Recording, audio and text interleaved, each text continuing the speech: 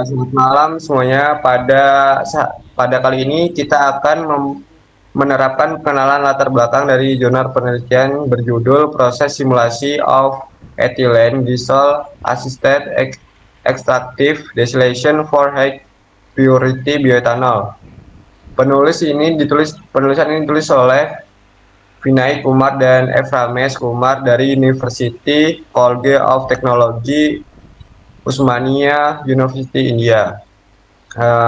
Mari kita bedah mengapa penelitian ini sangat krusial saat ini. Dunia ini bergantung pada bahan bakar fosil seperti gas dan minyak bumi, namun tingginya emisi karbon pada CO2 memicu kerusakan langkah serius perubahan iklim.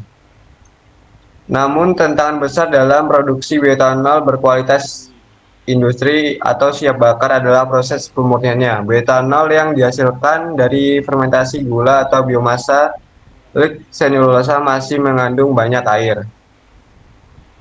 Untuk melewati azeotrof tersebut, industri biasanya menggunakan metode destilasi azeotropik atau membran. Tapi metode-metode itu punya kelemahan seperti fraksi yang rumit, masalah pemeliharaan, hingga boros energi. Agar destilasi ini berhasil, kita membutuhkan pelarut pembantu atau ethylener penelitian menggunakan ethylene glycol atau EG. Metode yang kita gunakan nanti adalah NTRL untuk menjamin akurasi hasil cairannya. Lanjut saja, mungkin langsung kita lanjutkan saja pada simulasi Aspen Plus. Selanjutnya teman-teman kita masuk ke bagian simulasi Aspen Plus-nya.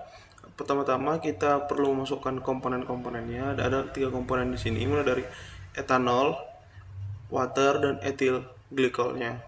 Setelah kita memasukkan ketiga komponen, kita lanjut ke base method kita. Masukkan metode kita di sini adalah NRTL seperti yang sudah dikatakan pada jurnal tadi. Setelah kita memastikan metodenya sudah selesai dan komponen sudah terinput, kita tinggal menjalankan simulasi. Begini merupakan bagian dari topografinya atau flowsheet blocknya. Nah, pertama-tama kita perlu masukkan bagian mulai dari makeup dengan temperatur 25, pressure 1, dan total flow rate yang mengikuti yang sudah dikatakan jurnal. Di bagian feed, kita akan tekan next tadi dari bagian tadi dan akan masuk bagian feed. Di sini kita masukkan temperatur, pressure, dan total flow rate yang sudah dikatakan pada jurnal. Jangan lupa untuk mengganti komposisi mass frac agar tidak terjadi permasalahan. Mass frac bisa diganti ke mol frac juga, tergantung dari apa yang sudah ditetapkan. Nah, setelah itu kita bisa masuk ke bagian recovery. Recovery di sini kita bottom rate-nya 1, kita masukkan mol dengan 50 kmol per hour dan reflux ratio-nya 1. Sebelum itu kita bisa juga memasukkan di bagian ekstrak, kita tinggal ganti tadi sebelumnya kan bottom rate, sekarang distillate rate kita ganti dan masukkan 87 kmol per hour. Setelah memastikan semua ini sudah ada, kita tinggal memencet bagian run dan hasilnya akan keluar. Nah, untuk hasilnya bisa kita lihat di bagian tabel ini. Tabel ini sudah mencakup semua hal penting yang telah dibahas pada bagian jurnal. Terima kasih.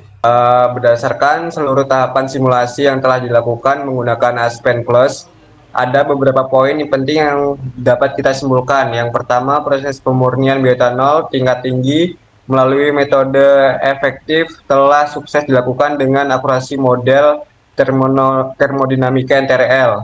Kedua, penggunaan etilen glikol sebagai pelarut terbukti sangat efektif untuk merusak pertahanan titik azeotrop untuk memisahkan kandungan air dan etanol.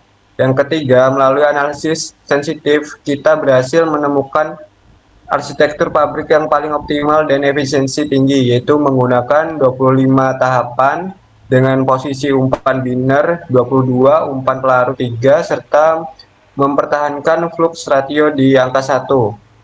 Yang terakhir, dengan meningkatkan kolom pemulihan pelarut, dan lob daur ulang, sistem ini mampu menghasilkan bioetanol dengan kemurnian sangat tinggi, yaitu mencapai 99,7 mol persen di saat yang sama etilen glukol dapat dipulihkan hingga 99,9% untuk digunakan kembali.